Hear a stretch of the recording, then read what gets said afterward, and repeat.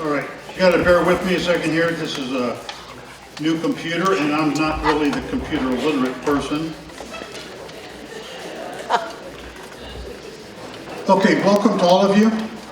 And I want to tell you that with anything of this size and magnitude, it takes a lot of planning to put it together. And it really started about 2.5 to 3 months ago that started working on this. The partners would like to thank all of the people who showed up to participate in this, and the sponsors. And the sponsors are Samaritan Services, Security Patrol, and the Sun City Center Emergency Squad. We'd like to thank specifically,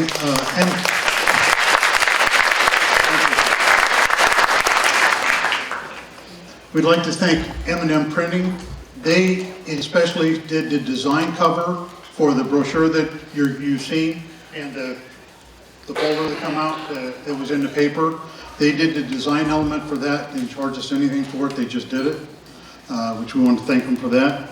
The Observer, they ran the article for us at a very reduced cost, and we think that's a real nice thing for the community.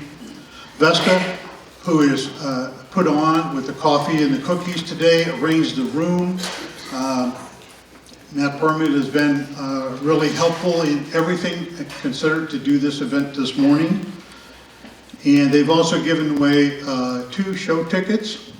Don't ask me, my memory isn't as good as it used to be of what the show is, but I have the tickets, and before we give them away, we'll tell you what the show is. Every one of you got a ticket when you came in, so everybody's eligible. First Service did a lot of the work on getting this out to the community for this event, and made sure it was knowledgeable for everybody, and we're appreciative of them. The COA has even ordered some flashlights for everybody to get so that you could do it in disaster. You have a little battery operated flashlight. I want to thank them for their help in all of this as well. They're very good for the community, and they've always been there ready to help in any way they could for us. Community Association, although you don't see it here because it is the Sun City counterpart, both of them need to work in tandem because we are a community. And you will find out if you ever go through a disaster, the borders here of where Kings Point ends and Sun City begins isn't going to be as clear as it is now. It's going to be everybody trying to help each other in this community. And that's what we want to try and foster, is working together. All of the partners agree that this is one giant community.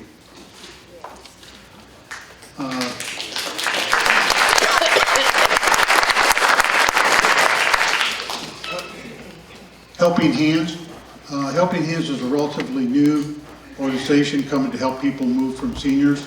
They're also going to give out some a couple of radios today in the raffle for emergencies. The Men's Club, and they're going to give out radios. And they do a lot of stuff, especially with Lifeline. And after this is all over, you're going to see the tables, and I'll tell you about that in a minute. Service Master, they printed one of these brochures, which has a lot of work that's done in it, about 12 pages of different articles and things for you to do, websites for you to go on and check out for a disaster. So they printed those in color for you. And all the speakers. A lot of people come from a lot of different places with this. The guy that's going to talk about insurance came all the way from West Palm Beach. And he is currently our insurance of record. He is our agent. And also we have the insurance company that actually covers all of Kings Point here today. He drove over from Clearwater because he wanted to see Rob Munns. We're very appreciative they took time to come and see what was going on. And then the committee. These are people that continued working many hours for this project, beyond what you would see. Mary Ann Meeker, Eileen Tico, Julie Floyd, Bob Preston, Matt Permuth. These are core people that worked tirelessly to make sure all this came off, and really appreciative that we have these people in the community to do this.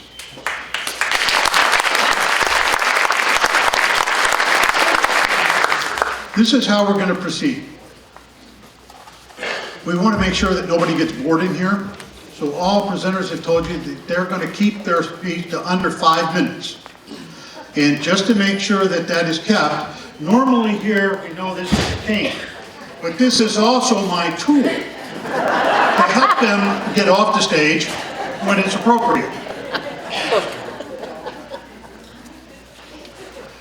They've also been told that this is for owners, things you need to do, not just to get up here and give you a lecture about a disaster and how things come, but what you need to do prepared before the storm, during the storm, and after the storm. And there are some basic things that you need to know that can help you be better prepared. After we've completed with all of this going to the dais, what we're going to do is we have some raffle tickets that I told you we're going to raffle things off. All you need to do is have that little ticket and you're going to be able to get it. But then we have tables and they have brought stuff to give away. And brochures, stuff like that. And you can go to the tables. But you'll be able to also ask the individual presenters if you have a question that's specified that, you know, piqued your interest when they were giving their presentation. Everyone understand that? And I think that will be done in about an hour here. So then you'll be able to roam around and go home or on about your life. I wanted to make sure, especially in Kings Point here, we didn't interfere with happy hour. So with that, I'm going to start off with the first presenter, is Jeff Murray from the Sheriff's Department.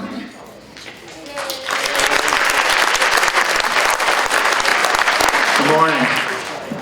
I know that most people associate Sheriff's Office with traffic, but we're going to talk about kind of what we do in a disaster. But first I wanted to tell you just a little story about some traffic enforcement. So the other day I was on I-75 going home, and one of my residents, one of my seniors, flies by me. I'm going 70, right? I do the speed limit going home. Yeah, believe that. It was a red Corvette. It was one of our residents. He goes, boom, and I was like, wow, I'm gonna go pull him over. And I needed some overtime money. So I go and I get behind them, turn my lights on, they go faster. I was like, what are you doing? And even faster. And I'm looking and I'm like, we're going like 100 miles an hour. And finally they pull over and stop. And I'm like, that's the oddest thing in the world. So I go up to the car and the guy looks at me and I'm like, what are you doing? And he said, well, years ago, my wife ran off with a deputy and I thought you were bringing her back. All right, so, you like that one? So, all right, so the big thing is, how do you prepare and how do you do your house and how do you do your residence? Well, I'm going to tell you, number one, Deputy Mary is not going to be able to come out and hang up all of your hurricane shutters. Deputy Mary is not going to be able to come out and help you hurricane-proof your house or storm-proof your house. What we, the Sheriff's Office, is what we're going to do in any disaster is we're going to make the scene or the area safe. That is going to be priority number one. So different calls that come in are probably going to be lower in what we call our queue or in our response priority. So welfare checks. If your family calls from out of town and says, hey, will you go check on my aunt or my cousin or my mom or my dad, those things are going to fall way down on our priority list. We're going to clean up all the streets. We're going to make the scene safe. We're going to take care of, you know, if there's any looting that happens to come with a disaster. I know the last two incidents that we've had, the biggest things that we did was remove trees from the roadway. The last two hurricanes that we had, there was trees down on 674, 672, and 301, and we spent 2 days doing nothing but cutting the trees up so that everybody can get places. Now, with that, I do want to mention that at sustained winds of 35 miles an hour or more, no emergency services, no matter the priority, will be able to respond or are going to respond to your house. Okay? At 35 miles an hour. The ambulances don't go out, fire rescue doesn't go out, sheriff's office does not go out. So you, whatever your plan is, and the biggest thing for any disaster is to have a plan in your mind. Think about it, execute it.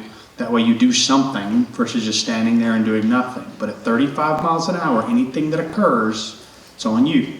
You've got to handle until those winds subside. right? And that's because we're not going to put our people in danger coming to you, and now we have two different sets in danger. So if you've got medical issues, if you've got other things that you may have to deal with during that time, be prepared for those. Put that together. Understand that, right? Because there are people that still call 911, and our comm center will tell you, until the winds die down, we are not able to come out. And then we're going to prioritize them based on what type of call. And that's again where we get in, after any storm, we get inundated with welfare checks. And we don't get to them at first, because then again, that's a low priority call. Okay, we're going to go to anybody who's hurt, anybody who's injured, anybody that needs medical attention, any crimes in progress. Those are the type of things that we're going to go to first and foremost. Welfare checks are definitely going to be down the line. So for any disaster though, know that the Hillsborough County Sheriff's Office, we actually go to the Community Association campus. Our District 4 office over here next to Big Lots is in a flood zone because it's cheap land and we're the government. So we vacate District 4, we go over to the Community Association office just north of Walgreens, and we basically take that over. And their radio club has our backup comms so that we can go to and from, and that's our quote unquote base. That's where we go, that's where we will respond out of, that's where we hunker down for the storms. And we have the radios, and we have somebody, a delegate from pretty much every agency here in that command over on North Pebble Beach. So any calls that come in to anybody will be able to get the right people, the right places, and the right things to those calls. All right. Thank you, Mike.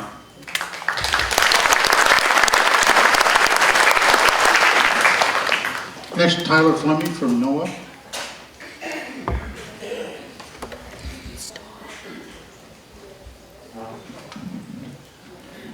Well, good morning. I'm going to talk about briefly the weather disaster, I think, is probably most on everyone's mind here in Florida, and that's hurricanes. Next slide. I want you to briefly think about, if you just imagine in your head, what do you think, what do you visualize when you think about weather disaster? I'm guessing most of you are picturing wind damage, but in actuality, about 9 out of every 10 weather fatalities in the U.S. From hurricanes and tropical storms are from one way or another water. And the biggest one, about half the fatalities, is storm surge. Here in Sun City Center, that's not really an issue. But the next biggest is flooding rains. It's about a quarter of the fatalities, and that is an issue anywhere in Florida. Then wind is actually third, with about 8% of the fatalities. The reason water is so dangerous, or one of the reasons, is because people drive around their cars. A lot of times after the hurricanes pass, the winds have died down, the sun comes out the next day, but the water remains. So people drive around, they drive their vehicles into floodwaters, and that quickly turns into a dangerous situation. So on the left here, this is from Hurricane Matthew in North Carolina. What happened was the water flooded a road and actually washed the road away. There was a creek that went under the road. The waters got so high that this car, probably the floodwaters were still there. It just looked like there was maybe a couple inches of water on the road. So this driver drove into the floodwaters, not realizing that the road was gone. That driver was lucky to survive, but you can see how that can quickly turn deadly. Right here, this was from Tropical Storm Debbie here locally, just next door in Pinellas County. Widespread flooding, and a lot of drivers, when the water is covering the roads, it gets murky, you can't see the stripes on the edge of the lane. So people lose track of where their lane is and end up in the retention ditches on the side. If the water is moving at all, it only takes about a foot of moving water to lift a car up off their wheels and pull them into the ditch. Unfortunately, that's one of the big killers with hurricanes or flooding. More recently, if you were here for Hurricane Irma in 2017, the entire state, or at least the Florida Peninsula, saw at least 6 inches of rain. Some areas saw as much as 21 inches of rain up in northeast Florida. So even off the roads, this can cause some flooding that gets into homes. This is why it's so important to have your emergency kits ready, because you could be, if you're riding out the storm in your home, you could be stuck there for a while when those flood waters rise up. So you want to make sure you have clean water and food to ride you through the storm. Even more recently, Hurricane Matthew, just a couple years ago, hit the Florida Panhandle. And there was two big things that were dangerous about that. The first was storm surge for the people in Mexico Beach, mostly. Obviously, again, that's not an issue here in Sun City Center, but wind was a big issue with that. So remember, that's the third biggest killer from hurricanes is the wind damage. It was about 160 miles per hour along the coast. But the Category 3 level winds made it all the way into southeast Georgia, which is at 115 miles per hour. The 100-mile-an-hour winds made it about 90 miles inland, which you think about the Florida Peninsula, there's no point in the Florida Peninsula that's 90 miles from the coast. So the right storm coming from the right angle could do 100-mile-an-hour winds anywhere in Florida. So it's something to be aware of, that no place is really safe from hurricanes if you're in Florida. So the wind damage was very destructive with Matthew. It's not just the wind itself, but the water in the wind adds to the momentum of that force, and that takes out windows, does a lot of damage to houses and trees. Next slide. To this day, if you drive along Interstate 10 between Tallahassee and Mobile, you can still see the damage. That is thousands and thousands of trees down. You can actually tell if you drive like east to west where the center came, because on the east side all the storms are laying down towards the north. On the west side they're all laying down to the south. Just because of the way the hurricane spins, that damage will be visible for years to come. And the last thing I want to mention is when you hear about hurricane forecasts, the important thing is don't focus on the category. We hear a lot of people say, oh, we're not going to evacuate, or we're not going to put up shutters because it's just a Category 1 storm. But since 2010, Category 1 hurricanes have caused 175 fatalities and done over $100 million in damage. You'll hear with the forecast, sometimes they focus on storm surge as a big issue, or maybe flooding range like Hurricane Harvey in Texas. So listen to what is forecasted to happen for your area when you make your decisions of if you're going to stay here or if you're going to evacuate or put up shutters. So, thank you. Good.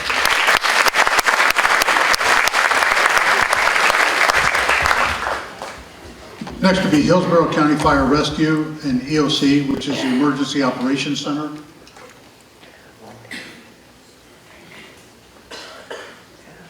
Good morning. I have to tell you, I'm a bit nervous with Mike's new tool sitting right next to me, so I'll be brief. But my name is Jerry Stickney. I work for Hillsborough County Fire Rescue in their Office of Emergency Management. It's a mouthful, but essentially what we do, we work with emergency management and we help coordinate between different agencies, different departments, really trying to where we can fill the gaps and connect the dots. That's really what the role of our office is. And all of that is to help the community be aware and, as it was mentioned earlier, have a plan. Take care, because at some point, you 35-mile-an-hour winds, we stop. It's up to you having a plan.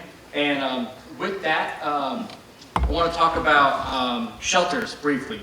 And having a plan is huge. So I have some handouts in the back, right in the back corner. After this, talks about your plan, what you can do to create your plan, and your disaster kit. I think the biggest thing to think about is not every kit is created equal. Everyone has their own specific needs, from dietary restrictions, medications, for different family members you may be taking care of, your pets, so many different options and things you've got to think about. And this handout is a very good, walks you through a lot of different aspects that you can think about to go into your kit. Now, in regards to the shelters in this county, we have 45 shelters throughout the entire county. And with that, I want to preface these shelters. I like to think of them as a lifeboat, not a cruise ship. So it's very last resort, and it's not always what you think it is. So with our shelters, At your general population shelters, you're going to be allotted 20 square feet.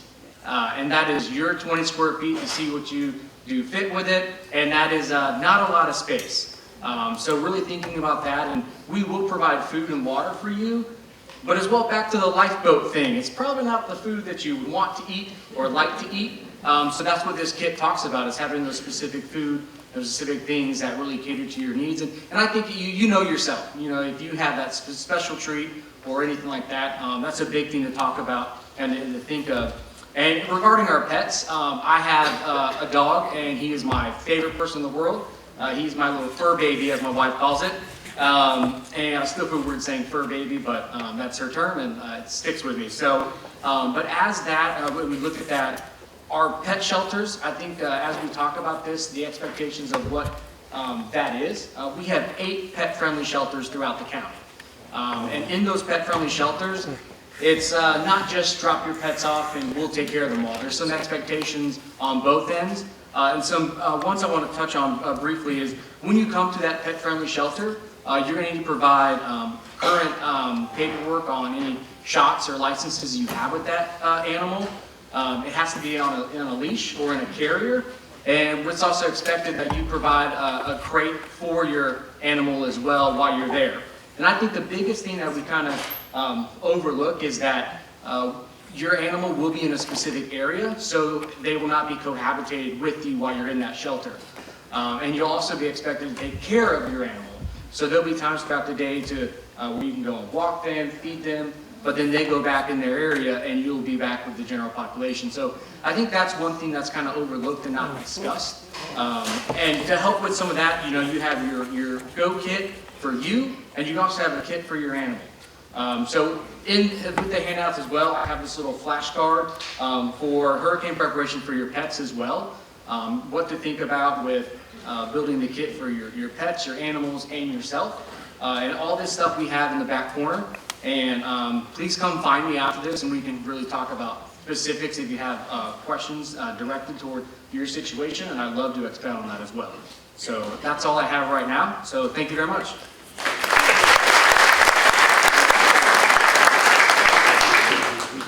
When we were arranging this, I said I thought it was really important to take care of pets. We haven't really talked about it in the past too much, but it's a very critical need. I don't know of any person in Sun City that has a pet that will leave them. Spouses are optional, but they won't leave the pet. So if that's the fact, then we need to start talking about it and figuring out how we're going to deal with it. But I have something I would like every one of you to consider to try and do. And that is to make one decision. Are you going to stay or are you going to go?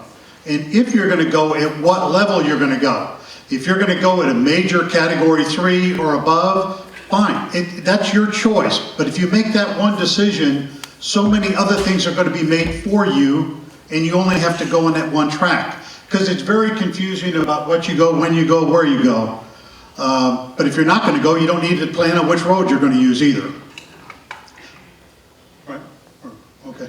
So I had to make sure that I was talking on the right train here. But anyway, we'll go with the next one. Oh, the hospital. Oh, Mike Zimmerman, he is the emergency room nurse director of nursing. I'm sorry, I'll get it right. It's my advanced age, something some of you may know something about. But we appreciate it. Mike is a lot younger than me, so he really doesn't understand me. I'll talk to you.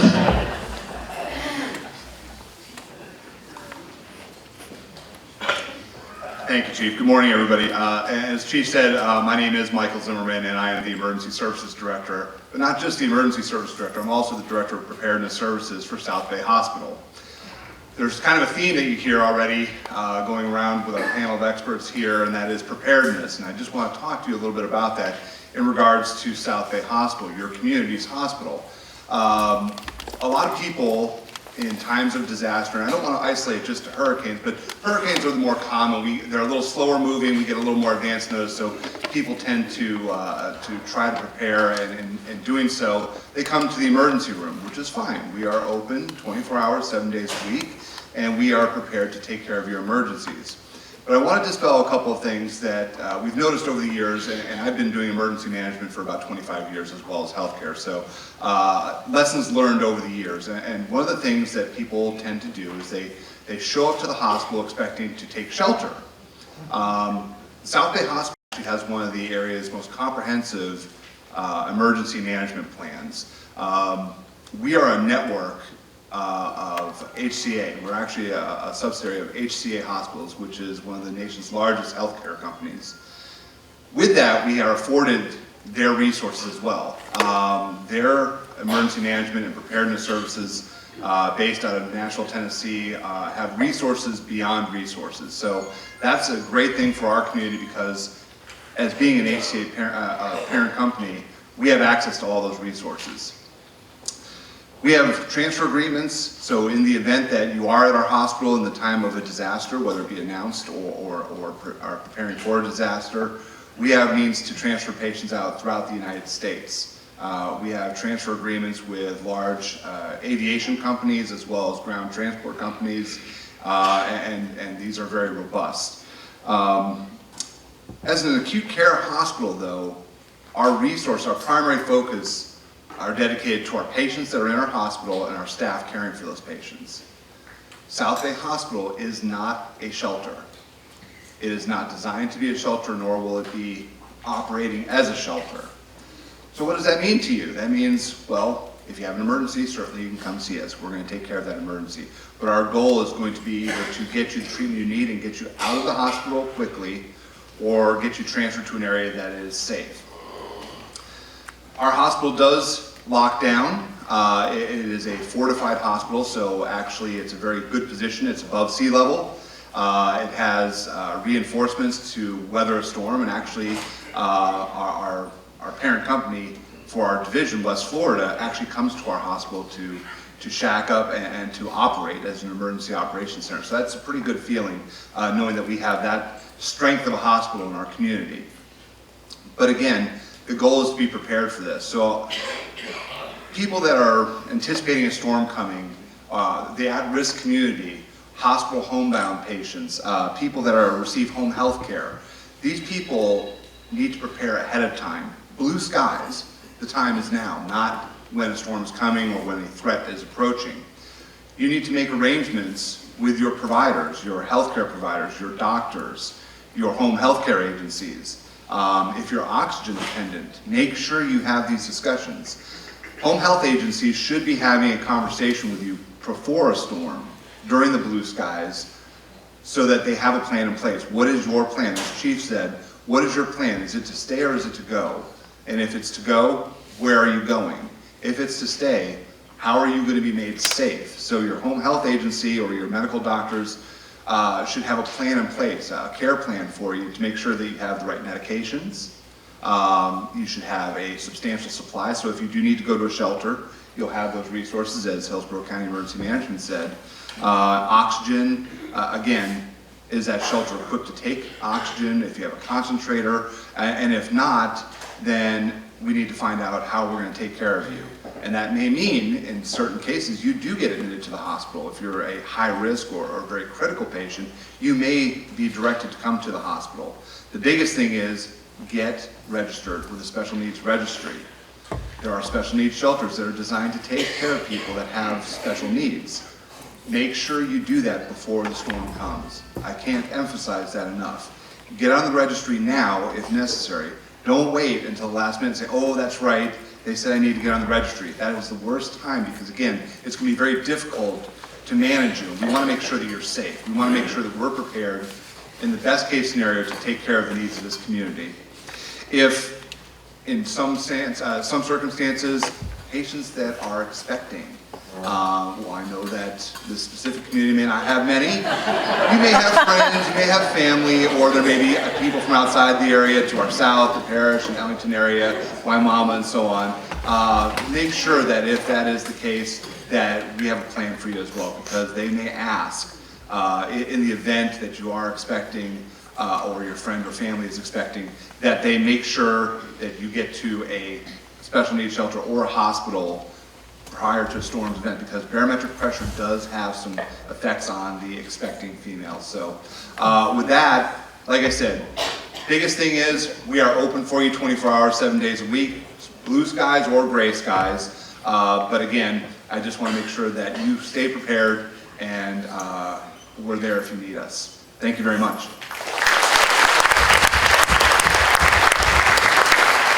Thank you, Mike. Next one is Julie Floyd with Samaritan Services. Good morning, everyone. I am with Samaritan, and as most of you know, a big piece of what we do is transportation. So 1 to 2 days prior to a pending storm, all our out-of-town cars will be brought back here. We will cancel all the medical appointments 1 to 2 days prior to a storm. And that way, all of our 8 cars will be used to help people here in town. We will be taking people to the bank, to the grocery store, to the pharmacy, but we won't be taking people to the hairdresser. So I know some of you ladies think that's a priority, but that will not be a priority for us. And we will be in contact with the emergency squad if we lose power, because we do have one of the radios they were referring to. And as soon as the roads are safe for us to be back out on, once we have stopped our services, then we will find out where we can go. If we have lost power, obviously we won't be taking people to the grocery store because they won't have power either. We will be available to help any way that we can here in the community. And prior to the storm, one of the things also, other than the shopping, would be if somebody did not want to stay alone and they had a friend here in the community, we would be more than happy to drive them to their friend's house in the community so they don't have to be alone during the storm. The other thing that we are involved with here in town is the Meals on Wheels program. And as you did hear, the hospital will be closing down, so they won't be providing the meals for our program. So probably 1 day prior to the storm, we will stop delivering the meals. And we won't start back up again until the hospital can prepare the meals and the roads are safe for our people who deliver the meals. Now, the Women's Club here in Sun City Center is part of our partnership with the Meals on Wheels, and they will be calling all the clients who do receive Meals on Wheels during that time frame to find out what their needs might be. If, do we need to get water for them or some emergency provisions? And again, the Women's Club will be the ones making those phone calls. And if there's any questions at all afterwards, please join us at our table over there, and we'll be more than happy to answer any of your questions. Thank you.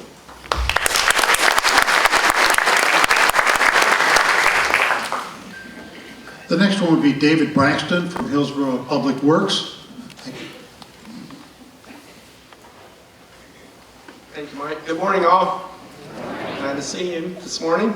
My name again is David Braxton. I work for Hillsborough County Public Works. I'm here representing today Public Utilities, which is also known now as Water Resources Department, and Public Works. We are part of ESF3, which is emergency support function, actually, number 3. Next slide, please. A whole lot of numbers here. I just want to hit the highlights for Public Utilities of what they do. 67 million gallons of water is processed each day in Hillsborough County through 4 regional water treatment plants, and they have 192,000 connections to their water system.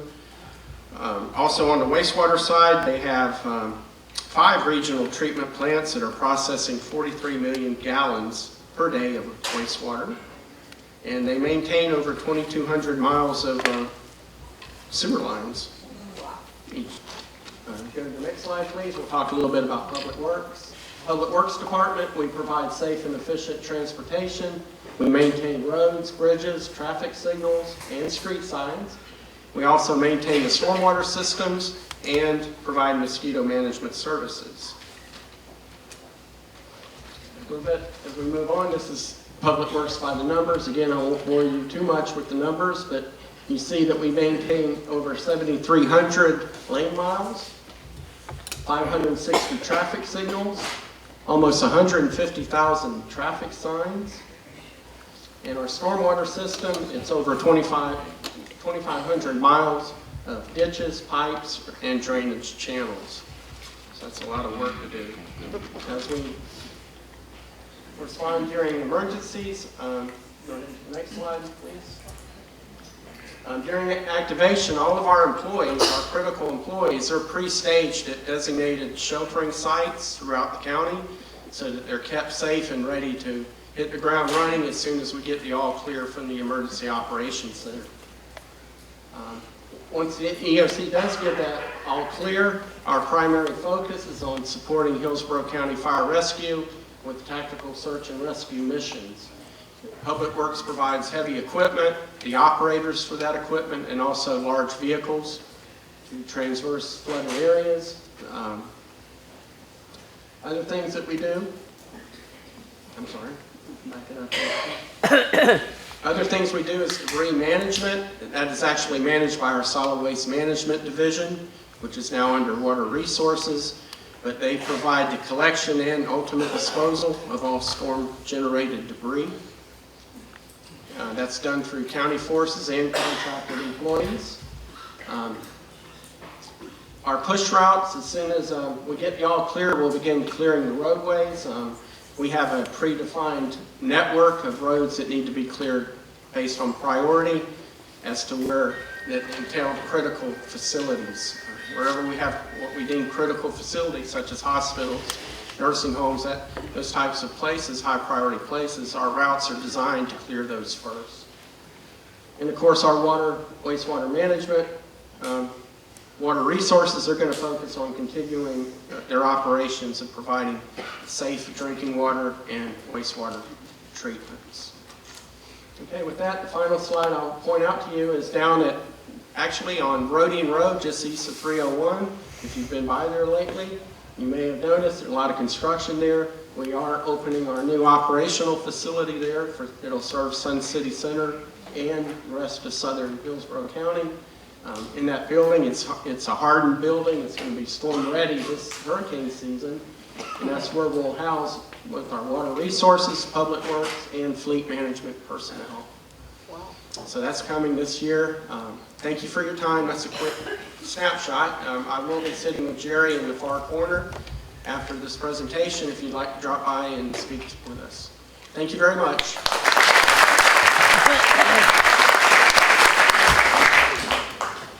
Next, we have Kelly Carnegie from Tico.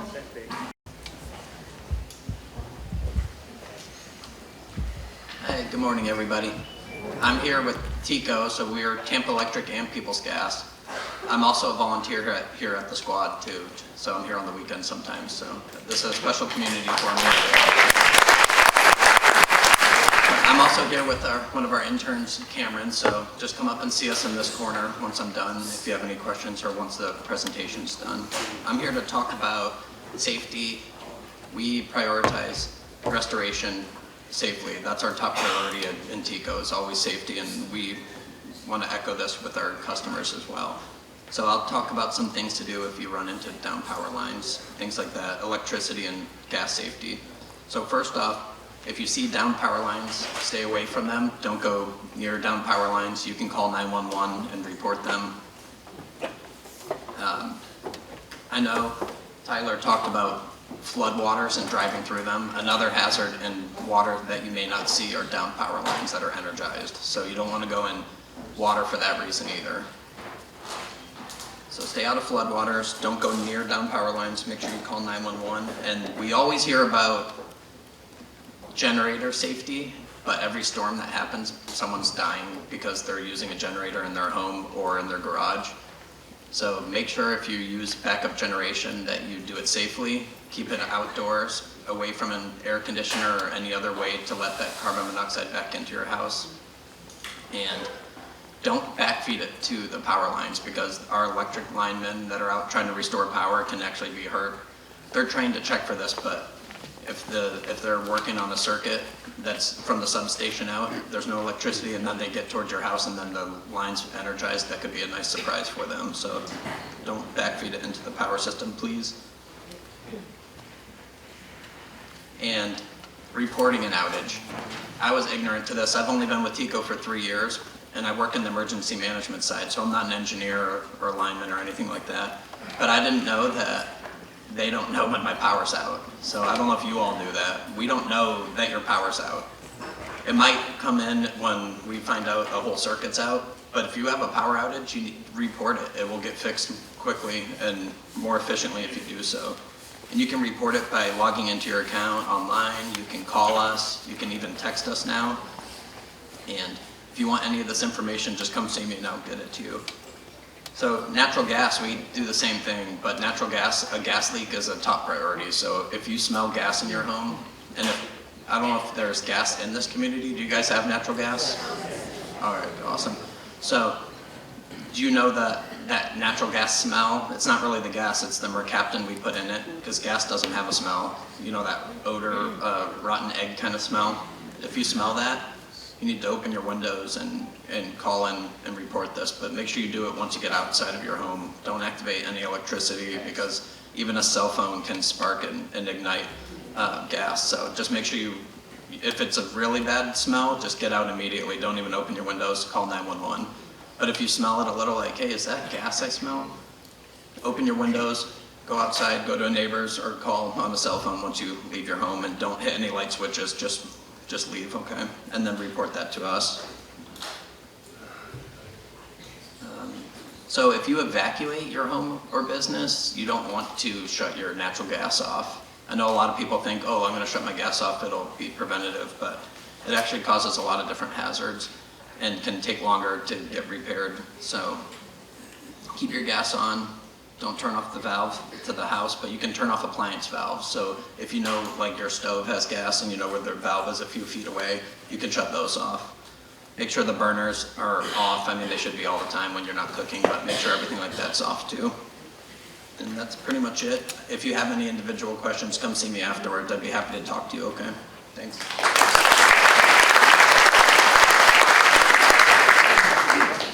We have Tim Prod from Sun City Center Security Patrol, and while you think that, because they do not secure and do patrols in here, they do the patrols in the community.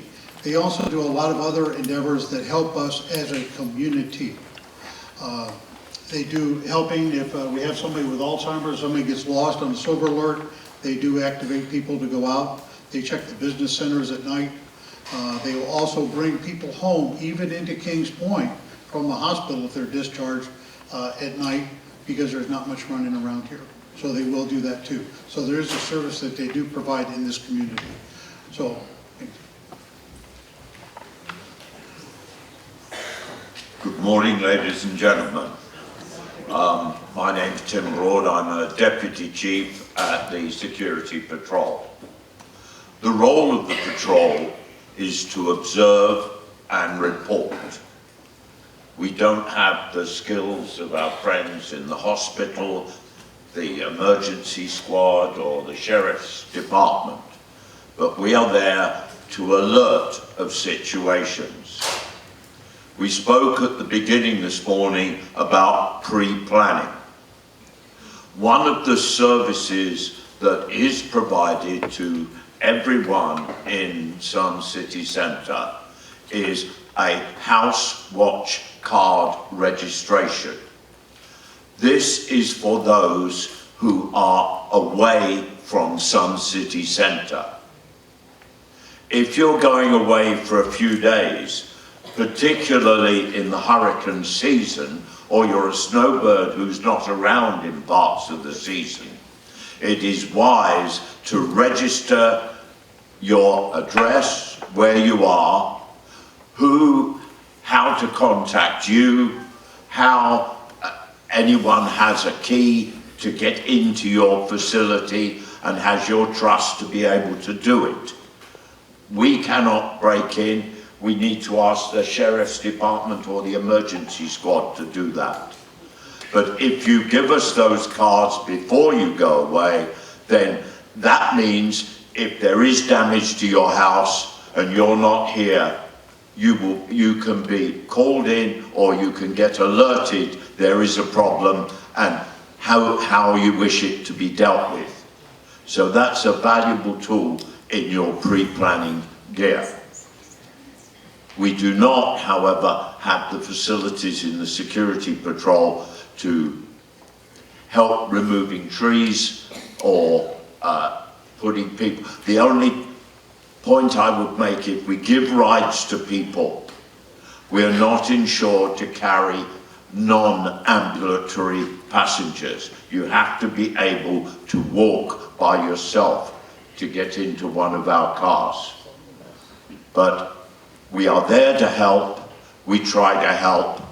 We do have, as they said earlier, the Silver Alert. We even look out for dogs.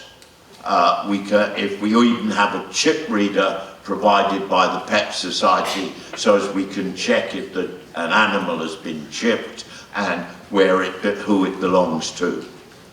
But that is our role. Observation and reporting is our main thing. Thank you for your time.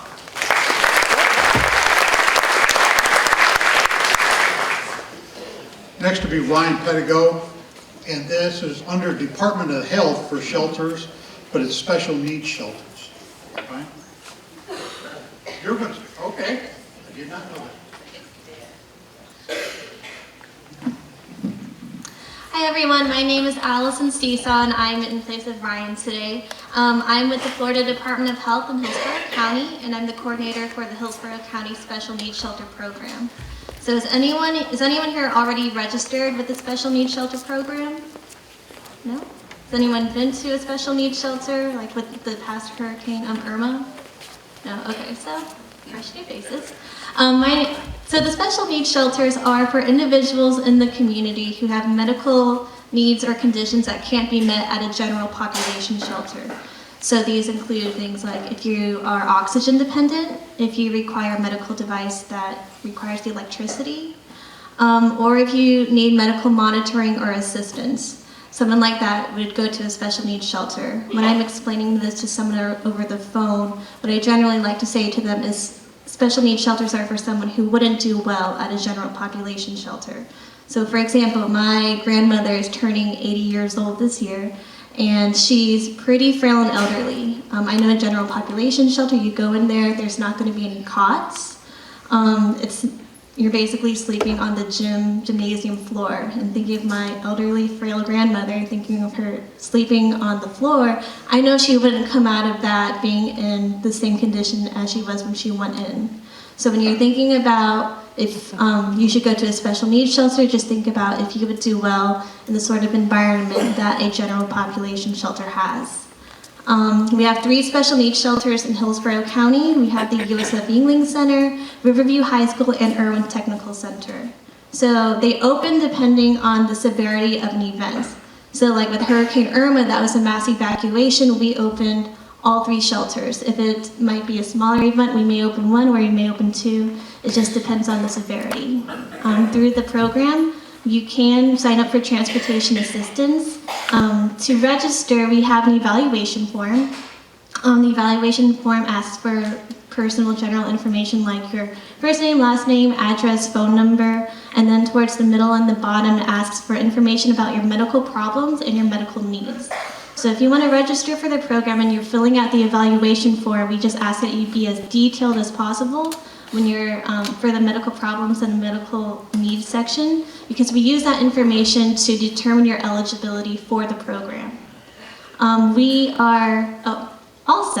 the special needs shelters, like our friends at the EOC had mentioned, you want to think of them more as a lifeboat than a cruise ship. You're in an open area with a bunch of other people. They have medical needs. I know after Hurricane Irma, we had people call in because they heard things or smelled things that they were not comfortable with. You know, we have people who are helping people change diapers, helping clean people up. So just being mentally prepared of what it's going to be like to stay in a special needs shelter for, 2 to 5 days is really, really important. So you want to think as any shelter as more of a lifeboat than a cruise ship. We do have evaluation forms with us today. We are over there. We have a lot of other information that you could use about the special needs shelter program. So if you have any questions, feel free to visit us right over there. Thank you.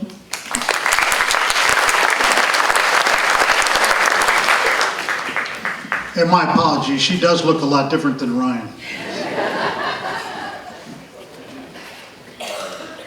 The next one we're going to have is an insurance person to come up and tell you something about what you need to look for before the storm, after. Greg Waltz, and I want you to know he came over from West Palm Beach this morning, I think, right? Oh, okay. He came from West Palm Beach. It's a long ways to come over for this, but he felt it was. And Rob Munz, which is from AMCAP, sitting over at the table over there. He's the carrier for the insurance policy on Kings Point. And they've always been very big advocates for not only the insurance, but being prepared for it in here. And there is a big difference between having an event and trying to prepare to avoid a real calamity. Thank you.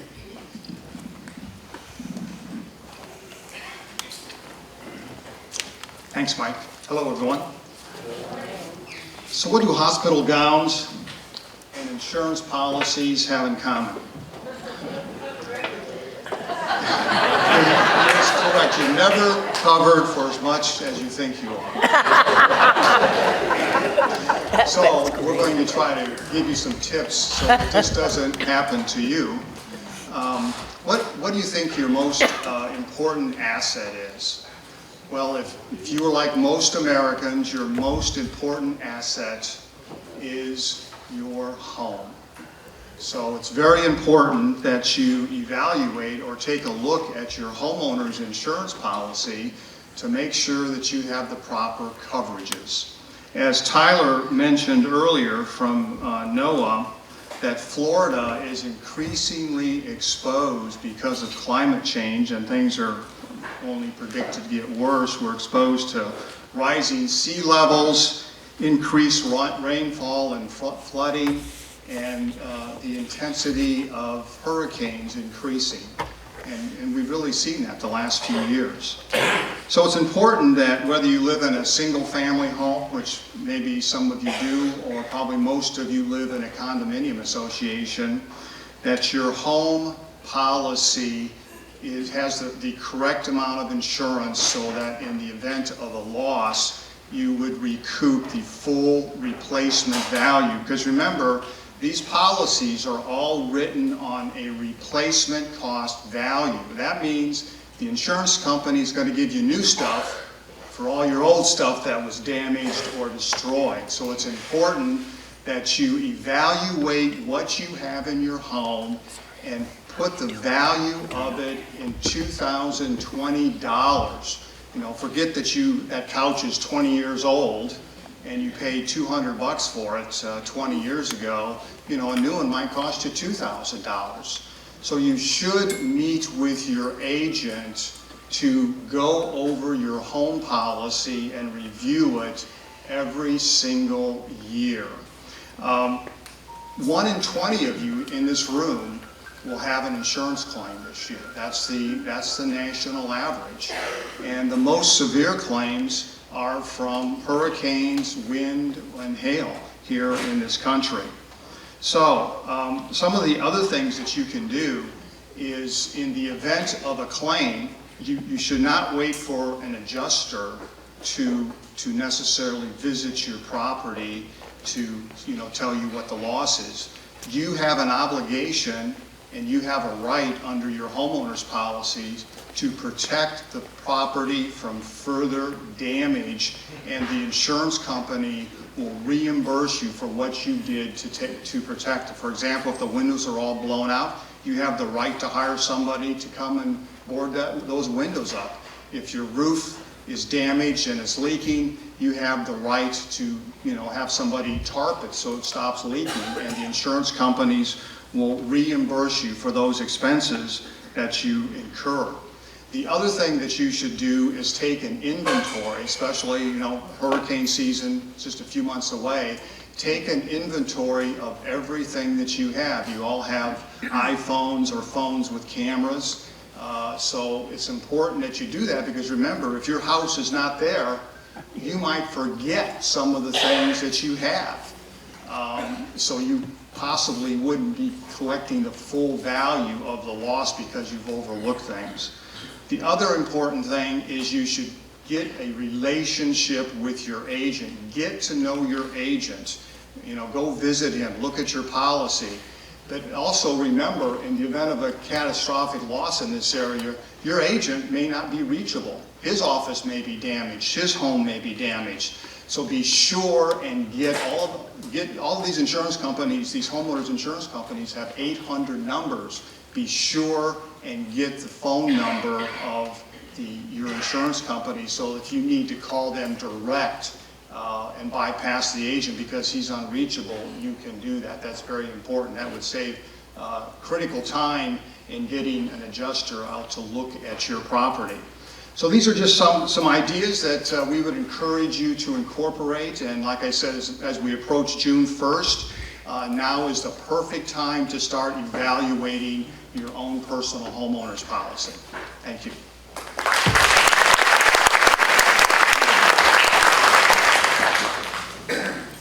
And we have the Kings Point Radio Club, Dick Bishop.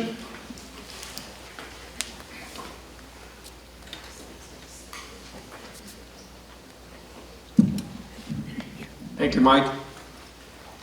I'm Dick Bishop from the Kings Point Amateur Radio Club. We have two radio clubs in the community. During a disaster and disaster planning, communication is an extremely important part. So you need to plan ahead how you communicate. Let's assume you don't have a telephone number. All the calls that you would normally make just off the cuff, you can't make them. So I want to tell you how Kings Point residents can get emergency calls out in a case where we don't have telephones. The first one I want to tell you about is a radio system that's sponsored by the Emergency Squad. Emergency Squad has developed a program and placed about 25 radios around the community. 3 of them are right here in Kings Point. You should know as residents that the Vesta security group have 2 of the radios, and they probably will place them at the gates in an emergency. If there's no phone service, if you could get to one of the gates, you can get an emergency call to the squad or to the sheriff or to the 911 operator. Also, First Services has a radio, and although they're not 24/7, when they're open, they will have a radio that can also call directly to the squad. If you can get to the squad, you can also get to any of our other emergency services. But these radios, the 3 in Kings Point, are primarily for medical emergency only, not for flooded basements, which we don't have, or pets getting out, or roof damage and so forth. The second one I want to tell you about involves these small radios. This is something that our Kings Point Amateur Radio Club is sponsoring. We have developed a plan to put listening stations throughout the community. These small radios, $15, $20, they're very inexpensive, will reach about 1.5 miles in our community. If you have one of these radios, you can own them yourself. You can call one of our listening stations. They will relay to you to the emergency squad for an ambulance or medical services. They also will relay to the dispatcher of 911 and the PLC in Tampa. So with these radios, the community has a way of making some emergency calls during an emergency. Anyway, I'd like to be sure you're aware of that. These radios have no license requirements. They do work through our radio club. So if you're interested in this program, drop by the radio club table. You can buy them from Amazon too, but if you work through us, we have a registered database, so we'll know where you're located. So when you do make a call, we'll be able to cross-reference your address. Our radio club also is always looking for members. We encourage people to get a license. We teach classes. We give the exams. And in an emergency, no phone service, radio really is a backbone of our communication. Thank you.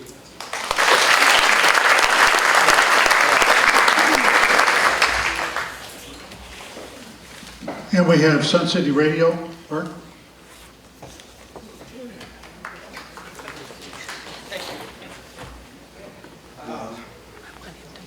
Thank you, Mike, for that thunderous round of indifference coming from my colleagues over at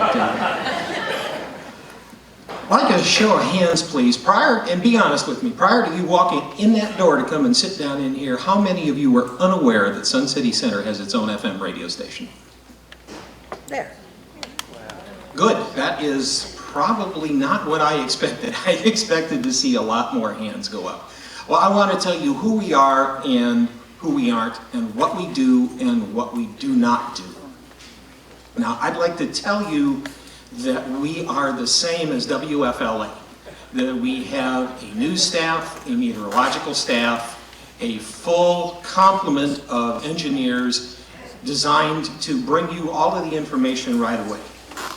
I'd like to tell you that, but I can't. We're a volunteer group of people, and we do the best we can with what we have.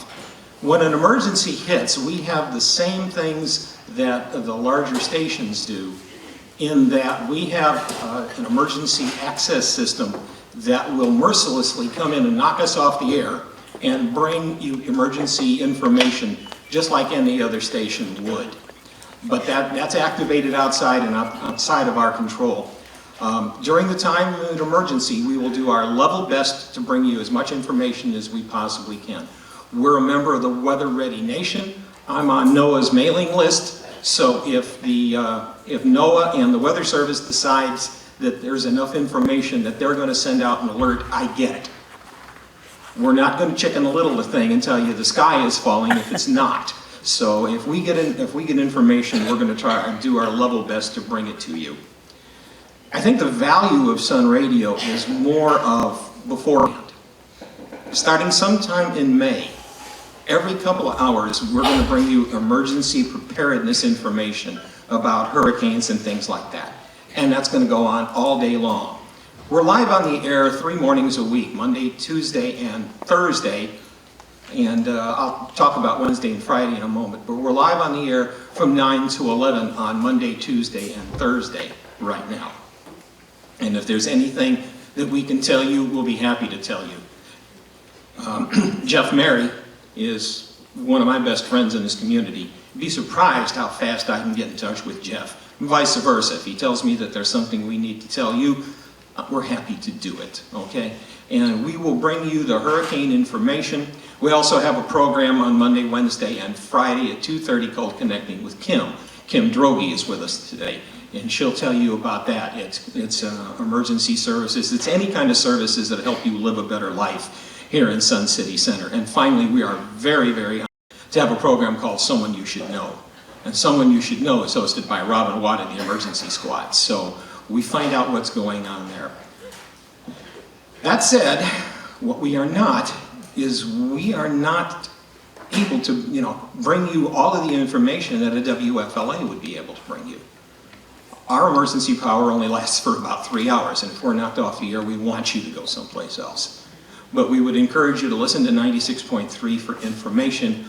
We have recently positioned ourselves as more of an information source, and because we know, if you want to go listen to music, go to Pandora.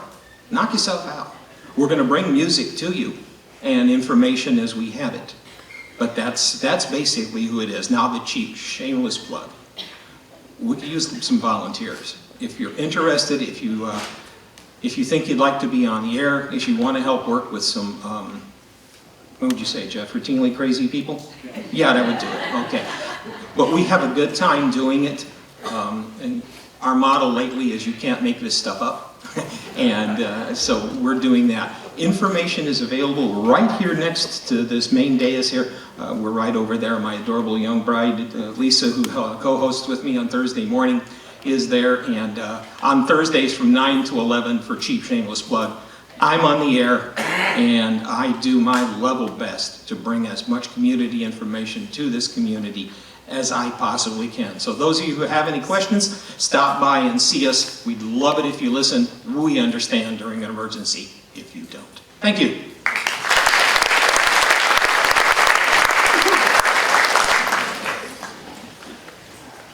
Okay, just a couple other things to tell you. A couple of people that are not going to present, which is Service Master. They provided and they have made 400 copies of these booklets. You ought to get, there's a lot of information. Hours upon hours have been spent putting this together for you, giving you a lot of the resources. I think it's 12 pages when you talk front and back. But those booklets are been provided by them. They're over there. And the other one is CERT, which is your Community Emergency Response Team. These are people that in an emergency will come out, help direct traffic, and do other kind of scenarios in which we would need help within this community. And they're over there. They're the ones in the red shirt, and they have a backpack, which they usually have when they're deployed, having all kinds of different items into it. We wanted to acknowledge that they are here. Also, the emergency squad. I'll tell you what we're going to do. It's pretty simple, really. We're going to divide up our assets, and we're even going to move one of the ambulances out of this area. We're going to move it probably about 40 miles away from here. And the reason is we are fully covered by insurance, but that's not going to do us a whole lot of good to have a check in hand if we don't have an ambulance. And this is not something you can go to Furman Chevrolet and get a new vehicle. So our best way to protect and to try and keep our assets is to separate them a little bit to make sure that we try and have something in this community. If something comes in the size of Michael, well, we may be having some real issues. But we're going to work and endeavor to try and solve that problem for you. And I think with that, who has the tickets? Over here, Mike. You got them all? Yep. Okay, now comes I know what you guys are all waiting for. Sure. Well, is it of one of the individual presenters? Well, it's an in general question. In an emergency, when we have high sustained winds and gusts, are the front gates going to be open or manned? The back gate, the south gate, will that be open and manned? Matt? And what do we do? Are we just, they close the gate? They're asking on get in and when the out? gates get How does closed. that work? Don? Are you here? I'm here. Can you answer that? Yeah, do you want me to come up to the mic? Sure. Would you restate the question? She wants to know in an emergency situation, what are going to be the standards with the gates, when they're going to be open, and when they're going to be closed. Did I accurately? Those sustained gusts, hurricane. Yeah. Gotcha. Okay, I think I heard that question. We're going to be very similar to the other emergency teams at 35 miles per hour. The gates, the front and the back gates will be closed. As soon as it's safe to do so, we'll open up the front gates first. The back gates will be as we get people coming back on the team and they're available, then we'll open up the back. But the front gates will be the priority, 35 miles per hour. If the gate is closed, then how will emergency vehicles get in? No, not closed. Okay, they're not physically closed, they just won't be manned at 35 miles per hour. So emergency vehicles will be able to come in as soon as they're able to do so, they just will not be manned.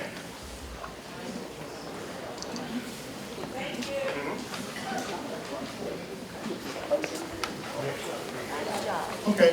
Well, we're going to be giving out these radios here, courtesy of the Men's Club and Helping Hands have gotten together and bought some of these. They're small, but we could have given you one that was 40 years ago and it would have taken both of your hands to carry it. Now with everything else, they've gotten smaller. So it's pretty nice. We've also put a tag on the front to tell you what the radio station call sign is, call numbers are. So that if you have to activate this. Batteries not included. So you do have to put batteries in it, and they're not being provided to you.